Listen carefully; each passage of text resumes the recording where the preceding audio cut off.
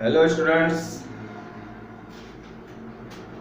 Last class में हम लोगों ने डिफरेंशिएबिलिटी देखी थी, ठीक है ना। और कैसे किसी फंक्शंस की किसी बिंदु पर कैसे उसको डिफरेंशिएबल प्रूफ करते हैं वो भी देखा था। अब हम आगे अवकल देखेंगे, अवकल गुणांक देखेंगे। अवकल गुणांक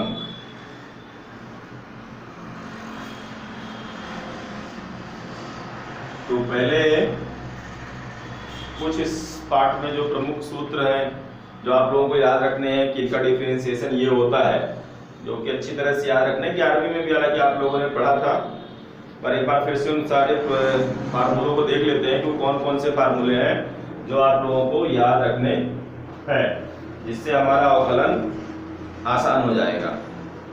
तो देख लेते हैं। सबसे पहले d/dx, x की पावर n, ठीक है। x की पावर n का मतलब जब x की घात वाले पद हो तो हम उसको इस तरह से किस तरह से उसका डिफरेंशिएशन निकालेंगे। इसको हम चाहें तो प्रथम सिद्धांत से निकाल सकते हैं, एक आध तो हम देखेंगे, पर अभी केवल फार्मूले देख लेते हैं, ठीक है। इसका फार्मूला होता है n × x n-1, ठीक है, n × x की पावर n-1। जैसे d/dx आपको कोई दिया हुआ है x की पावर 5 दिया है, इसका डिफरेंशिएशन करना है तो n की जगह पे क्या दिया हुआ है 5, तो डायरेक्ट फार्मूले से n मतलब 5, x n-1 मतलब 5 - 1, तो 5x की पावर 4, ठीक है। फिर सेकंड देखते हैं d/dx। एक चीज और देखेंगे, अगर यहाँ पे x की पावर 1 हो, x की पावर 2 से तो ये फार्मूला अच्छा लगता है, जब x की पावर 1 हो तो वहां पे भी देख लेते हैं d/dx x, x का x के रिस्पेक्ट में अवकलन, ठीक है, ये कितना होता है 1 होता है। इसको भी याद रखना, कभी कभी इतने छोटे में गड़बड़ हो जाता है। d/dx कोई अचर पद हो, मान लो c, ये कोई कांस्टेंट नंबर है, कोई भी संख्या हो सकती है, 4 5 कोई भी संख्या, कोई भी कांस्टेंट है। कांस्टेंट का जो डिफरेंशिएशन होता है वो क्या होता है 0 होता है, ठीक है। फिर एक्सपोनेंशियल d/dx e की पावर x, e की पावर x का डिफरेंशिएशन e की पावर x ही होता है। फिर लॉगरिथम चलते हैं d/dx log x, log x या कभी कभी ऐसा लिखा होता है छोटा सा log x, उसमें बेस e लिखी रहती है, ये हो जाएगा 1/x। फिर उसके बाद d/dx a की पावर x, कभी कभी इस टाइप से भी होते हैं, ये e अलग है, e की पावर x और a की पावर x अलग है, ठीक है। इसके लिए फार्मूला होता है a की पावर x log a, आधार में इस तरह ही उसमें भी लिखा रहता है, ठीक है। फिर ट्रिग्नोमेट्री फंक्शन देखते हैं। d/dx sin x का differentiation cos x, d/dx cos x का differentiation minus sin x, d/dx tan x का differentiation sec²x,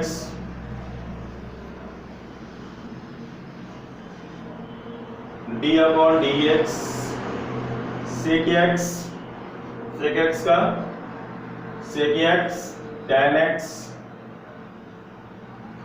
d/dx cosec x, इसका minus cosec x cot x, d/dx cot x का minus cosec²x, inverse function के, ठीक है, d/dx sin inverse x 1/√1 - x²,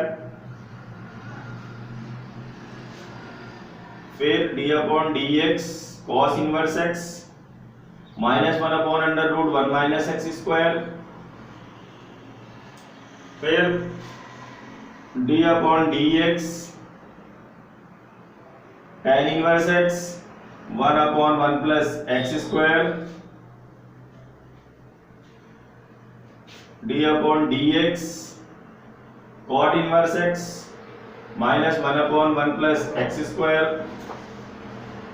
d upon dx cosec inverse x sec inverse x लिखते हैं sec inverse x 1/x under root x square minus 1 फिर d upon dx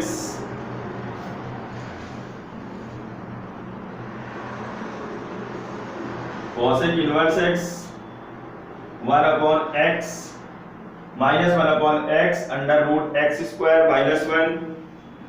ठीक है, उसके बाद d upon dx cot inverse x, cot inverse का तो लिख लिया है, tan का भी लिख लिए हैं। ठीक है ना, cot हो गया, cosec इनवर्स हो गया, sec cot tan sin 1 2 3 3 6। ठीक है, ये हो गए 6।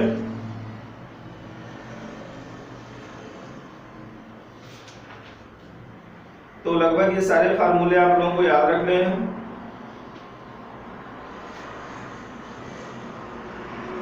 ठीक है ना, ये फार्मूले आप लोग याद रखोगे तभी आगे चल के डिफरेंशिएशन और इंटीग्रेशन में भी इनका इस्तेमाल होगा। हालांकि इनका इंटीग्रेशन कुछ अलग होता है, पर अगर डिफरेंशिएशन याद रखोगे तो डिफरेंशिएशन और इंटीग्रेशन एकदम एक ही चीज है, बस दोनों एक दूसरे के विपरीत है।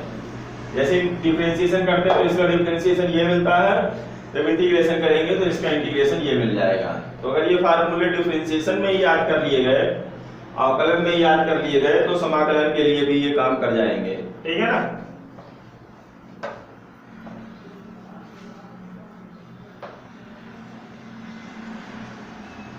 इसके बाद कुछ और फार्मूले देखते हैं। जैसे आप लोगों को केवल fx आ गया, ठीक है ना, केवल एक फंक्शन x में केवल एक फंक्शन आ गया, वो कुछ भी हो सकता है। ठीक है, हम लोग क्वेश्चन से देखेंगे फिर d अपॉन dx fx, तो f डैश x, उसका डिफरेंशिएशन f डैश x। यहाँ पे जो भी fx होगा तो हमने जो अभी फार्मूले लिखे उनमें से कुछ न कुछ ही होगा, उसके अलावा कुछ नहीं होगा। ठीक है, जैसे मान लो d अपॉन dx x की पावर 6 हो गया, तो पहले वाले फार्मूले से हम लिख सकते हैं इसको 6x की पावर 5 या e की पावर x हो गया। ठीक है ना, तो इस तरह से इसको लिख सकते हैं। पर अगर दो फंक्शन हो या कुछ इस तरह से हो d upon dx cfx, c का मतलब कोई कांस्टेंट टर्म हो, जैसे मान लो हमको इस तरह से दिया गया है fx बराबर 5x स्क्वायर, तो इसमें 5 कांस्टेंट है, तो इस तरह का डिफरेंशिएशन करने के लिए क्या करना पड़ता है, c को हम पहले लिख लेते हैं, c को बाहर निकाल लेते हैं। डिफरेंशिएशन किसका करते हैं, केवल फंक्शन जिसपे x हो उसका करते हैं। ऐसा नहीं कि c लिखा है 5 लिखा है तो एक कांस्टेंट का तो डिफरेंशिएशन 0 होता है, ऐसा नहीं करना। ये जो कांस्टेंट पद है अगर वो इनटू पे है तो फिर वो बाहर आ जाएगा। अगर यही इस तरह से लिखा होता 5 प्लस एक्स स्क्वायर, ठीक है, ये इस तरह से दिया है d अपॉन dx, ये फार्मूले कुछ है। जब ये तो दो फंक्शन हो गए, टू टर्म्स है ना इसमें, तो इसका डिफरेंशिएशन ये तो कांस्टेंट हो गया, तो विद रिस्पेक्ट टू x 0 हो जाएगा। ठीक है, थोड़ा सा और फार्मूले देखते हैं।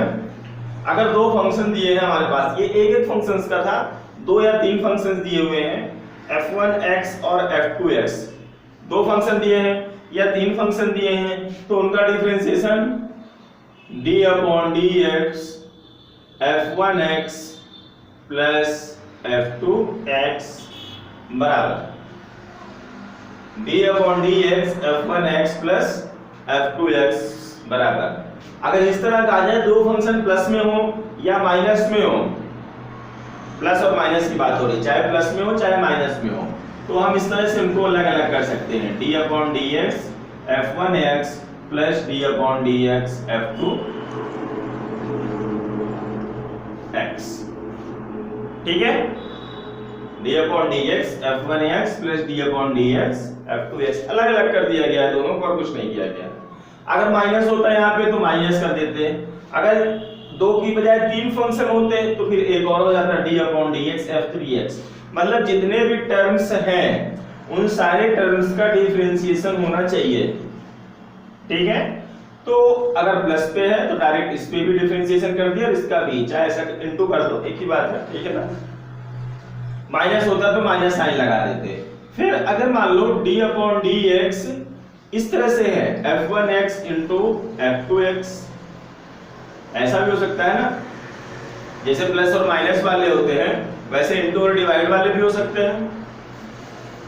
तो अगर दो फंक्शंस का गुणनफल करना है तो फिर कैसे करेंगे भाई, इसमें क्या है f1x, देखिए फार्मूला पहला फलन, ठीक है, ये सब इस फार्मूले का भी काफी इस्तेमाल होगा आगे।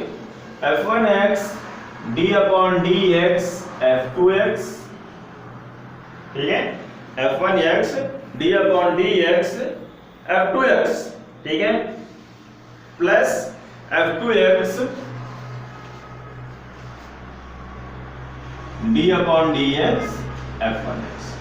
तो देखो दोनों पदों का डिफरेंशिएशन हो जाएगा, यहाँ पे f2 का हो गया दूसरे फंक्शन का और यहाँ पे f1 का हो गया ना। तो जितने भी x वाले टर्म आएंगे, दो हो चाहे तीन हो, तीन वाले भी हो सकते हैं इस पे, ठीक है ना, तीन वाले होंगे तो मान लो किस तरह से करेंगे, ये क्या हो गया, इसमें दो फलन हो गए, पहला फलन और दूसरा फलन, ठीक है, हिंदी से लिखते हैं तो पहला फलन दूसरा फलन, x में दो फंक्शन है, पहला फलन दूसरे फलन का अवकल गुणांक d/dx f2x, d/dx मतलब अवकलन करना, तो पहला फलन गुणा का चिन्ह समझो, दूसरे फलन का अवकल गुणांक करना है और प्लस दूसरा फलन गुणे पहले फलन का अवकलन करना है, ठीक है ना। अगर मान लो तीन फंक्शन होते इसी की जगह पे, आगे तीन तीन चार चार तक आ सकते हैं, f2x इंटू f3x, इस तरह से होते हैं, तीन फंक्शन होते हैं हमारे पास। फिर कैसे करते हैं, इसको भी ऐसे करते हैं, इनमें से किसी एक दो को साथ में लेके एक मान लेंगे, ठीक है, जैसे मान लो इसको हमने निकाल लिया f1x, फिर d/dx इन दोनों को साथ में लिख लेंगे, f2x f3x plus f2x f3x d/dx f1x, ठीक है, f1x d/dx f2 f3 f2 f3, मतलब देखो यहाँ पहले फलन का, यहाँ पे पहले फलन का डिफरेंशिएशन हो गया, ठीक है, पहला फलन अलग से तो f1 लिखा है, जितने भी फलन होने चाहिए, जितने भी x होना चाहिए, सबका डिफरेंशिएशन एक बार होना चाहिए। अब देखो यहाँ पे d/dx f2x into f3x है, तो फिर यहाँ पे दो फंक्शन हो गए, फिर ये फार्मूला लगाएंगे इस तरह से, f1x d/dx दो फंक्शन दिए हुए हैं, तो ये हो जाएगा हमारा f2x d/dx f3x plus f3x d/dx f2x और प्लस ये तो रहेगा ही सब f2x f3x d/dx f1x। तो अब देखो सारे फंक्शंस का डिफरेंशिएशन हो गया, यहाँ पे देखो f3 का डिफरेंशिएशन हो जाएगा, यहाँ पे f2 का डिफरेंशिएशन हो गया और यहाँ पे f1 का। जितने भी x के फंक्शन रहेंगे वो सारे फंक्शंस के डिफरेंशिएशन हो जाएंगे। अगर प्लस पे रहता है तो ऐसे जल्दी हो जाता है अलग अलग, बट इनटू पे रहता है तो इस तरह से फार्मूलों का प्रयोग करना पड़ता है, ठीक है। तो ये इनटू वाला फार्मूला था। इसी तरह से अगर मान लो डिवाइड वाला होता, भाग करने के लिए होता दो फंक्शंस का, उसके लिए क्या फार्मूला है डिफरेंशिएशन का, f1x अपॉन f2x। x में दो फंक्शंस दिए हुए हैं और उनका हमको भाग वो करना है, डिफरेंशिएशन करना है, जबकि वो इस तरह से दिए हुए हैं, ठीक है। तो इसके लिए f2x d/dx f1x f2x d/dx f1x minus f1x d/dx f2x, ठीक है। जब हम लोग इंटू कर रहे थे तो यहाँ पे प्लस था, बाकी था इसी तरह से लगभग, बट यहाँ पे इसमें माइनस है, अपॉन f2x का होल स्क्वायर, इस तरह से है, ठीक है।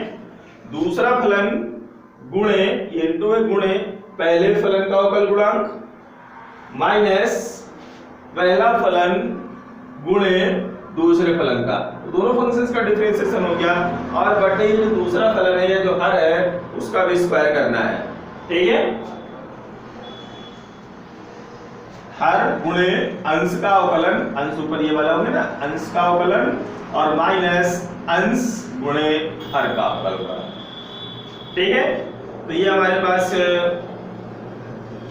फार्मूले हो गए। इसमें भी अब बटे में तीसरा फंक्शन तो नहीं आएगा, तो ऊपर कोई और साथ में, तो फिर वो इनटू वाला फार्मूला हम लोग इस्तेमाल कर लेंगे। इसके बाद आता है कंपोजिशन ऑफ फंक्शन। ये तो दो फंक्शन के इनटू और डिवीजन और एडिशन सब्ट्रैक्शन की बात हो गई। अगर इस तरह से आ जाए f of x, f of x, तो इसका कैसे करेंगे भाई? इसमें हम किसी एक को, जैसे ये मान लो fx है, fx इसको मान लेंगे, कुछ भी मान लिए, fx बराबर मान लो t मान लिए, तो ये क्या बन जाएगा हमारा फंक्शन ft बन जाएगा। अब ये y बराबर था, ठीक है, y बराबर था। अब हम इसका डिफरेंशिएशन जो dy upon dx, differentiation with respect to x, because ये क्या है, x में फंक्शन है, तो x के रिस्पेक्ट में ही करेंगे, x का फंक्शन था तो x के रिस्पेक्ट में ही इसका अवकलन होगा। बट यहाँ पे fx इक्वल टू हमने क्या मान लिया, हमने यहाँ पे fx की जगह पे t मान लिया, तो ये हो गया हमारा ft। अब ये t का फंक्शन हो गया, पर हम कर किसके रिस्पेक्ट में कर रहे हैं, x के रिस्पेक्ट में कर रहे हैं, तो अगर इधर x के रिस्पेक्ट में होगा, y था dy अपॉन dx, तो इधर भी तो वही होगा। क्योंकि यहाँ पे ये एक कांस्टेंट वैल्यू नहीं है, अगर कांस्टेंट होता तो जीरो हो जाता, ये कांस्टेंट नहीं, हमने एक चर को दूसरे चर में कन्वर्ट कर लिया, तो ये भी तो एक चर ही हो गया ना, वेरिएबल्स ही हो गया, और वेरिएबल्स का डिफरेंशिएशन जीरो तो हो नहीं जाएगा। फिर क्या करेंगे, फिर हम इसको, इसका जो ये विद रिस्पेक्ट टू डिफरेंशिएशन है उसको बदलेंगे, इसको इस तरह से करेंगे dx upon dt into ft into dt upon dx, ऐसा करेंगे। अब इसको जैसा समझते हो कि dt से dt कट गया तो d अपॉन dx वही वाली चीज आ जाएगी, बट ऐसा है नहीं, ये dt से dt ऐसे कट जाता है, ऐसा हो जाए तो ऐसा कर लो, ठीक है। बट ऐसा समझने के लिए है कि समझो कि dt से dt कट गया, d अपॉन dx ft जैसा ऊपर लिखा वैसे लिख दिया। अब ये t के रिस्पेक्ट में फंक्शन है, तो t के रिस्पेक्ट में इसका अवकलन हो जाएगा, f डैश t हो गया, ठीक है। फिर d अपॉन dx, और ये जो t दिया हुआ है इसकी वैल्यू हमने यहां से रख दी fx, ये हो जाएगा हमारा f डैश t, और इसका डिफरेंशिएशन क्या हो जाएगा f डैश x। तो x के रिस्पेक्ट में डिफरेंशिएशन हो जाएगा, ठीक है। जैसे मान लो ये कोई फंक्शन हमको दिया हुआ है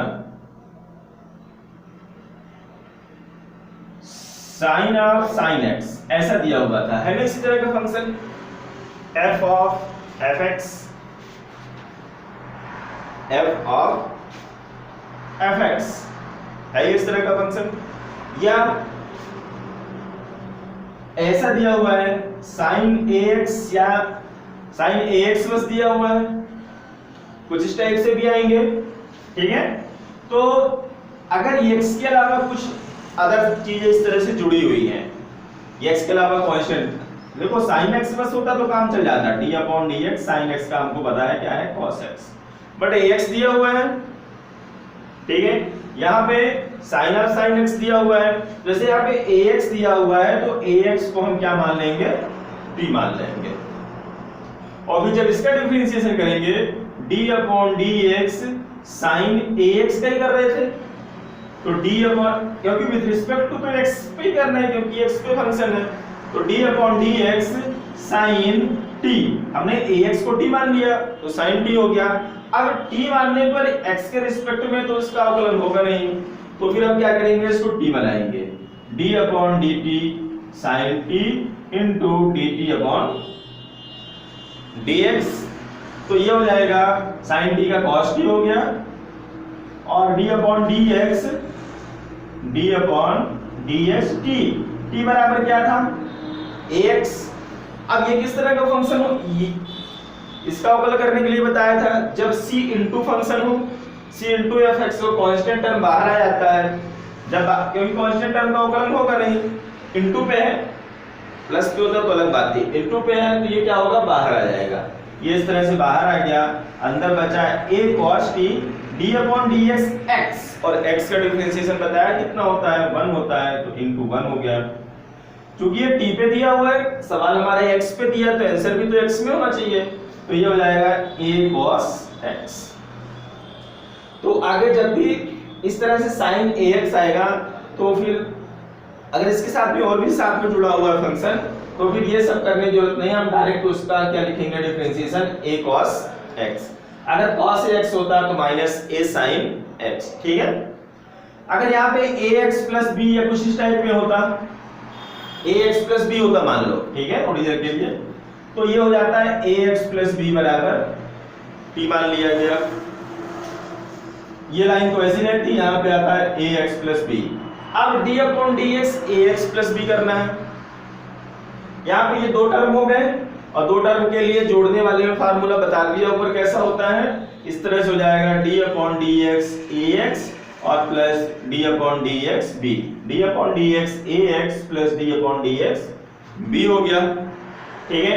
अब d अपॉन dx ax, तो इसका a बाहर आ गया, ठीक है, ये cx वाला टाइप में हो गया ना, c इंटू एफ एक्स वाला हो गया, इसका कांस्टेंट टर्म बाहर आ गया, और d upon dx x, x की value d upon dx x कितना होता है, 1 होता है, और ये इस बार क्या हो जाएगा, ये तो कांस्टेंट हो जाएगा, b क्या है, कांस्टेंट है, इसका ये बाहर लाएंगे तो कुछ बचेगा नहीं, बाहर लाएंगे तो 1 बचेगा, 1 भी तो कांस्टेंट ही है ना, तो फिर इसका डिफरेंशिएशन क्या हो जाएगा, 0 हो जाएगा, a बाहर आ गया, x का 1 हो गया और प्लस 0, तो कुल मिला के आएगा इतना ही, ठीक है। तो ये इस तरह से, ये अभी तो ये दो फंक्शन है, ये तीन तीन फंक्शन भी हो जाते हैं,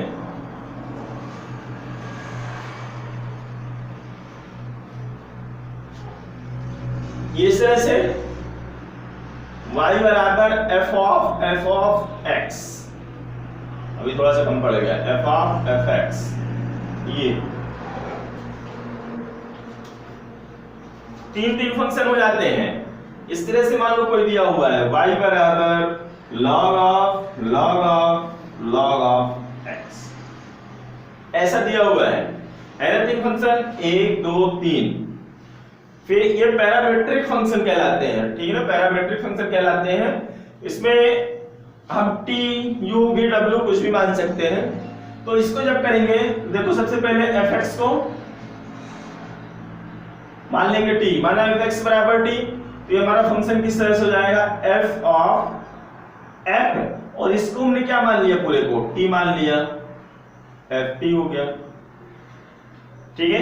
ये जो y है, y का अवकलन तो x के सापेक्ष में ही दिया रहेगा, करने के लिए दिया है, मान लो x के सापेक्ष में ही, कि x के सापेक्ष में इसका अवकलन कीजिए, तो फिर क्या करेंगे, अभी तो ये t है, चलो मान लो dy अपॉन dx हमने किया इस तरह से,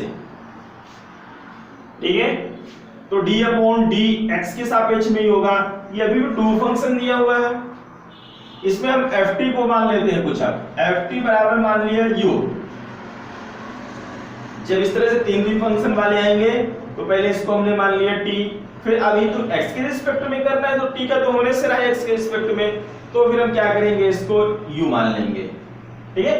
कंपोजिशन फंक्शन है, अगर यहाँ पे इतना होता तो फिर जैसा बताया था d upon dt into dd upon dx, but अभी भी इसमें दो फंक्शन दिए हुए हैं ना, ये f ऑफ f दिया हुआ है कंपोजिशन, तो जब तक सारे फंक्शन उसके अलग अलग नहीं होंगे तो डिफरेंशिएशन नहीं होगा, ठीक है। तो फिर हमने ft को u मान लिया, तो ये हो जाएगा d अपॉन dx fu। अब एक फंक्शन हमको दिख रहा है, u पे दिख रहा है, और विद रिस्पेक्ट टू इसका डिफरेंशिएशन x लिखा हुआ है, d अपॉन dx, ठीक है ना। तो x के रिस्पेक्ट में तो इसका अवकलन होगा नहीं u का, तो ये इसका u जो है तो u वेरिएबल से कांस्टेंट नहीं है कि भाई u तो कांस्टेंट है तो 0 हो जाएगा, ऐसा नहीं, u वेरिएबल फंक्शन के साथ में है तो वेरिएबल है, हमने क्योंकि x को ही t पे ट्रांसफर किया, फिर t को u पे बदला है, तो वेरिएबल ही है, ठीक है ना।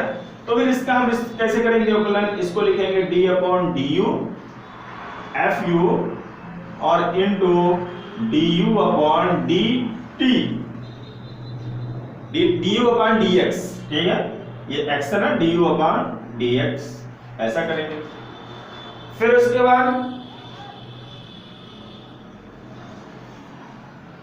d अपॉन du, चलो अगर इसका हम अवकलन करते हैं d अपॉन du fu का, तो आ गया मान लो इसका अवकलन f डैश u, ठीक है। अब d अपॉन dx u की वैल्यू रखेंगे, u बराबर क्या था, ft था।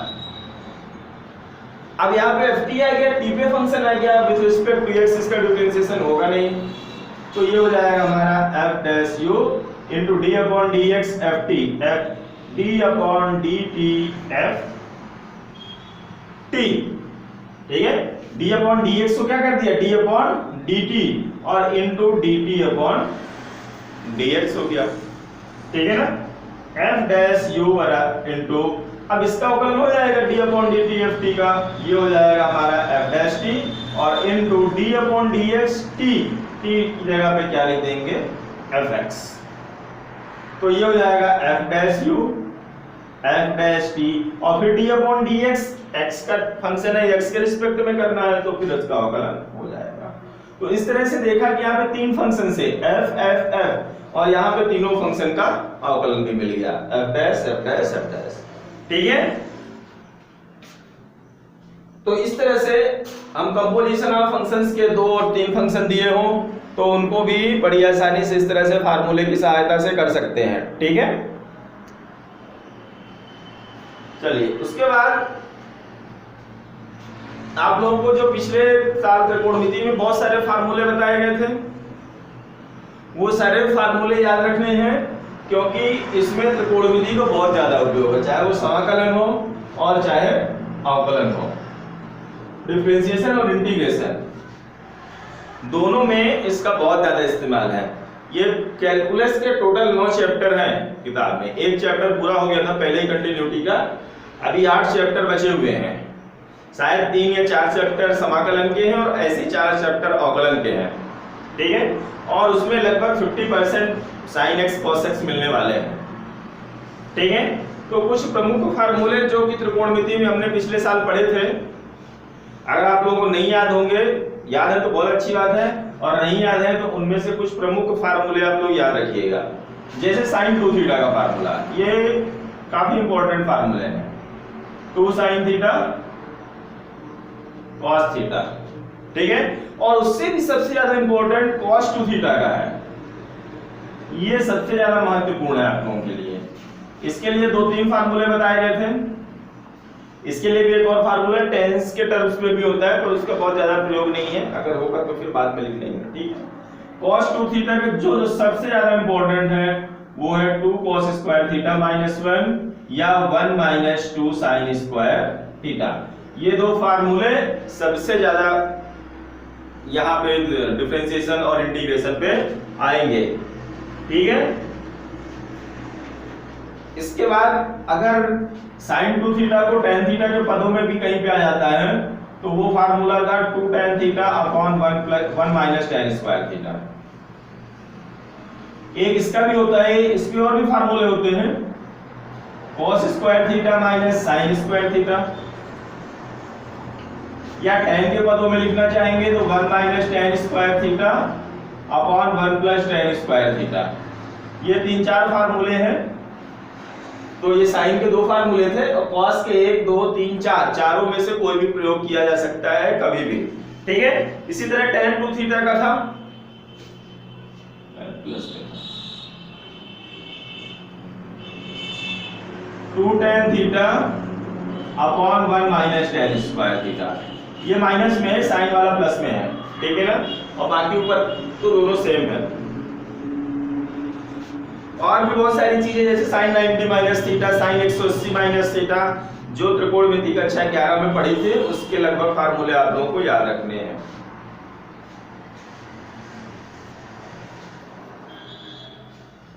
अब इसमें किसी भी फंक्शंस का प्रथम सिद्धांत से अवकलन करना,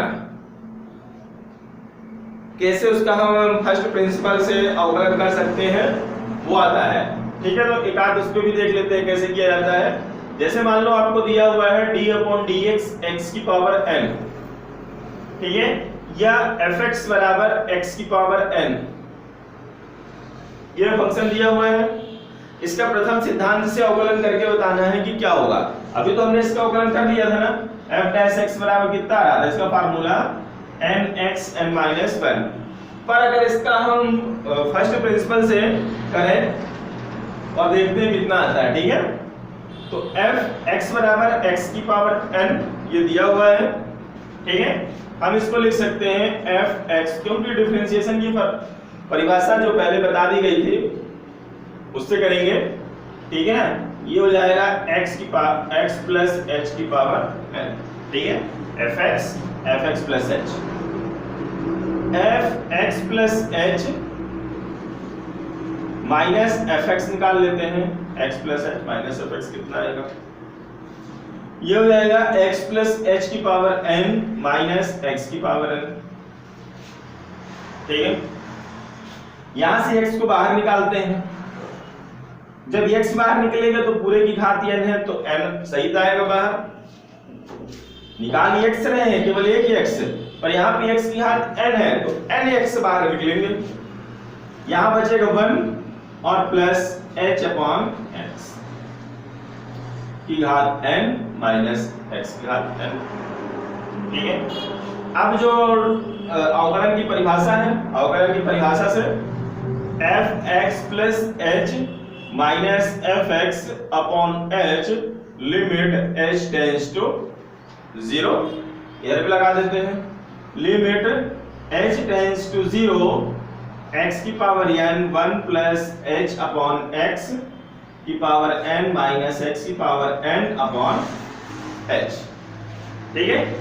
ये अवकलन की परिभाषा से ये हो जाएगा हमारा f डैश x या dy अपॉन dx जो कि होता है limit h tends to 0 x की घात n, यहाँ पे क्या, यहाँ पे इसका द्विपद प्रमेय की सहायता से इसका विस्तार करेंगे। द्विपद प्रमेय ये 11 में थी, वही है, ठीक है ना, 1 प्लस x की पावर n, तो क्या था वो 1 प्लस nx, x की जगह ये लिखा हुआ n into x, x means h upon x plus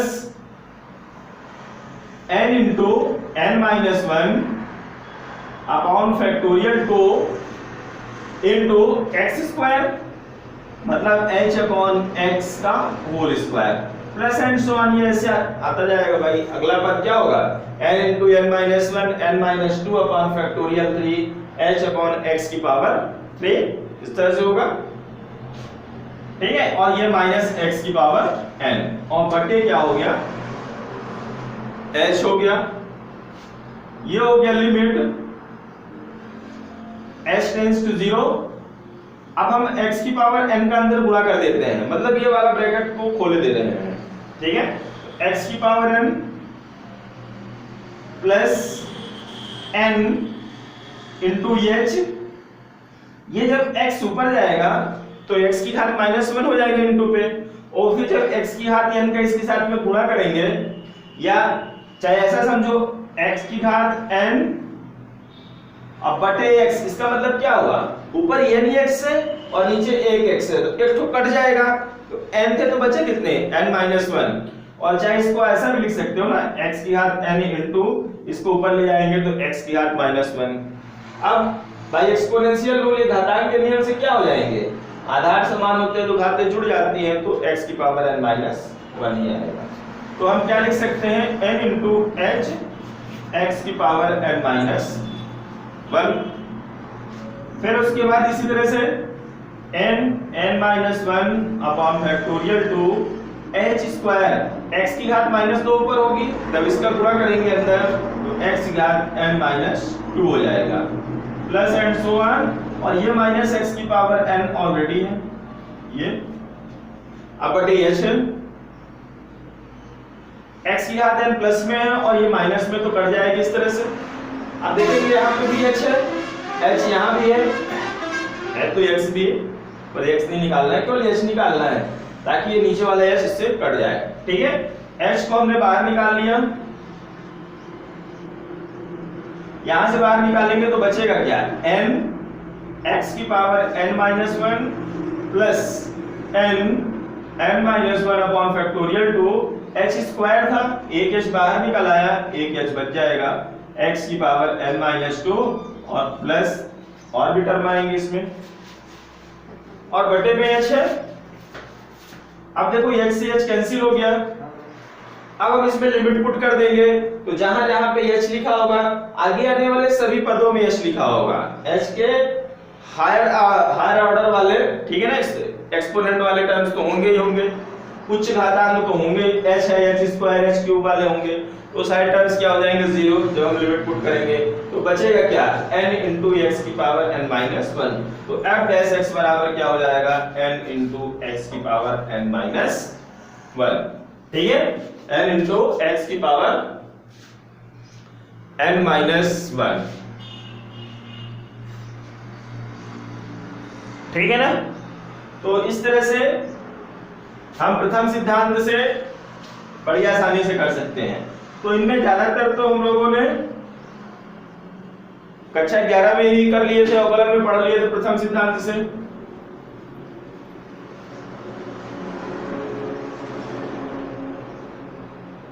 एक और देखते हैं,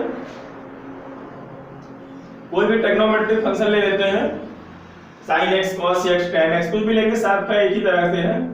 जैसे मान लो sin x ले लिए, fx बराबर sin x, ये हो जाएगा fx plus h sin x plus h।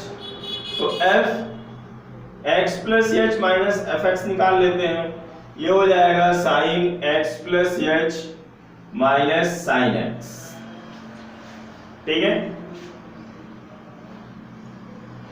अब इसमें परिभाषा लगा दो, ठीक है, लिमिट h टेंड्स टू 0, चाहे इसको खोलना हो तो पहले खोल लो, उसके बाद डिफरेंशिएशन की परिभाषा लगाते हैं। इसको और भी आगे हल कर सकते हैं। ये फार्मूला बन गया sin c minus sin d का, sin c minus sin d का, और sin c minus sin d ये त्रिकोणमिति के बहुत सारे फार्मूलों का उपयोग इसमें होगा, ठीक है।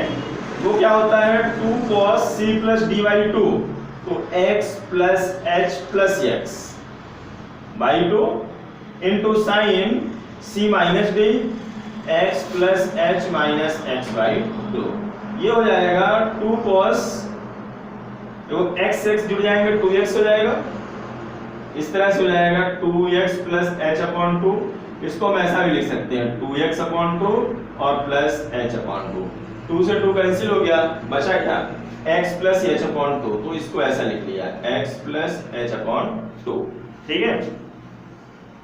फिर इनटू यहाँ पे देखो x x कैंसिल हो जाएगा, ये क्या बचेगा sin h बाई 2। अब हम लोग लगा देते हैं, लिमिट लगा देते हैं इस पे, ठीक है ना।